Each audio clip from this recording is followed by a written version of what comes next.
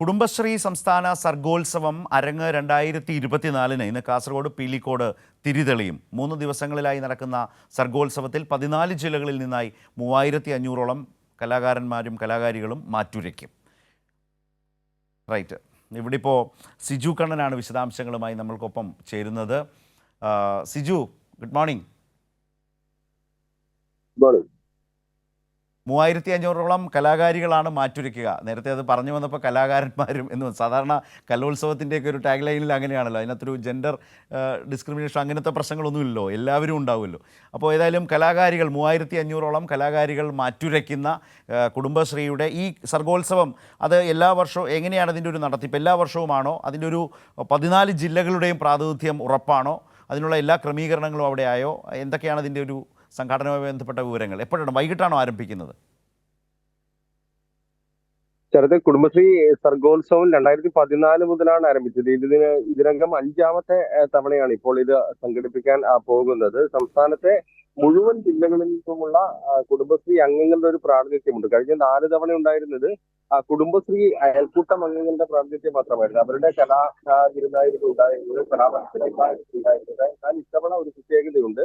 ഈ 18 വയസ്സിനും 40 വയസ്സിനും ഇടയിലുള്ള സ്ത്രീകളെ ഉൾപ്പെടുത്തിക്കൊണ്ട് ഓക്സിലറി ഗ്രൂപ്പുകൾ കുടുംബശ്രീയുടെ നേതൃത്വത്തിൽ ഉണ്ടാക്കിയിട്ടുണ്ട്. ഇവർക്ക് കൂടി മത്സരത്തിൽ പങ്കെടുക്കാം എന്നുള്ളതാണ് ഇത്തവണത്തെ പ്രത്യേകത. ഏതായാലും വലിയൊരു കലാവിരുന്ന് തന്നെയാണ് കാസർഗോഡ് പീലിക്കോട് വരുന്ന 3 ദിവസങ്ങളിലായി നടക്കാൻ പോകുന്നത്. ശക്തമായ ഒരു മത്സരം എല്ലാ ജില്ലകളുടെ ഭാഗത്തു നിന്നും ഉണ്ടാകുമെന്ന് പ്രതീക്ഷിക്കുന്നു. അവരെ സ്വീകരിക്കുന്നതിനുള്ള ഒരുക്കങ്ങളെല്ലാം പൂർത്തിയായിട്ടുണ്ട്. ഇന്ന് രാവിലെ മുതലാണ് മത്സരങ്ങൾ ആരംഭിക്കുന്നത്. രാവിലെ സ്റ്റേജ് ഇതര മത്സരങ്ങളെല്ലാം തന്നെ ആരംഭിക്കും. ഉദ്ഘാടന പരിപാടി ഉച്ചയ്ക്ക് ശേഷം 3 മണിക്കാണ്. നിയമസഭാ സ്പീക്കർ എൻ ഷംസീറാണ് ഉദ്ഘാടനം ചെയ്യുന്നത്.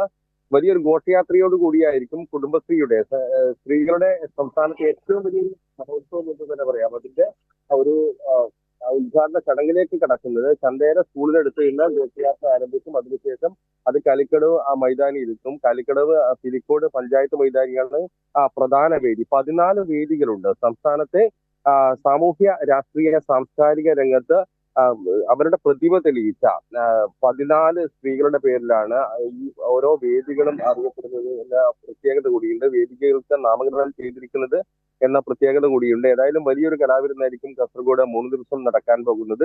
95 ഇനങ്ങളിൽ, നമുക്കറിയാം നമ്മുടെ സംസ്ഥാന സ്കൂൾ കലോത്സവം പോലെ തന്നെ 95 ഇനങ്ങളിൽ മത്സരമുണ്ട് എന്നുള്ളതാണ് പ്രത്യേകത. ഇതിൽ ഓക്സിലറി ഗ്രൂപ്പ് അംഗങ്ങൾക്ക് 46 ഇനത്തിൽ മത്സരിക്കാം. അത് പ്രത്യേക വിഭാഗമാണ്. കുടുംബശ്രീ അയൽക്കൂട്ടം അംഗങ്ങൾക്ക്, അതിന് പ്രായപരിധിയില്ലാതെ കുടുംബശ്രീ അംഗങ്ങൾക്ക് 46 ഇനങ്ങളിൽ മത്സരിക്കാം. പൊതുവിഭാഗത്തിൽ 3 ഇനങ്ങളിൽ മത്സരിക്കാം എന്നുള്ളതാണ്. ഏതായാലും 5ാമത് സംസ്ഥാന സർഗോത്സവമാണ് നടക്കാൻ പോകുന്നത്. അരങ്ങ് 2024 എന്ന പേരിൽ. അതിനിടയിൽ മറ്റൊരു പ്രത്യേകത കൂടിയുണ്ട്. കഴിഞ്ഞ 4 തവണ നടന്ന കുടുംബശ്രീ സർഗോത്സവത്തിലും വിജയികളായത്, ചാമ്പ്യന്മാരായത് കാസർഗോഡ് ജില്ലയാണ്. ഏതായാലും കാസർഗോഡ് ആതിഥേയത്വം വഹിക്കുന്ന കുടുംബശ്രീ സർഗോത്സവത്തിൽ വലിയൊരു തയ്യാറെടുപ്പാണ് കാസർഗോഡ് ജില്ല നടത്തിയിരിക്കുന്നത്. ഇത്തവണയും ചാമ്പ്യന്മാരാകുമെന്ന ഒരു പ്രതീക്ഷയാണ് കാസർഗോഡ് വെച്ചുകൊടുക്കുന്നത്. ശരി, കാസർഗോഡ് നിന്ന് ഇപ്പോൾ സിജു കണ്ണനാണ് വിശദാംശങ്ങൾ നമ്മളുമായി പങ്കുവച്ചത്. കുടുംബശ്രീ സർഗോത്സവം സംസ്ഥാന കലാമേള ഇപ്പോൾ ഇന്ന് കാസർഗോഡ് ആരംഭിക്കുകയാണ്.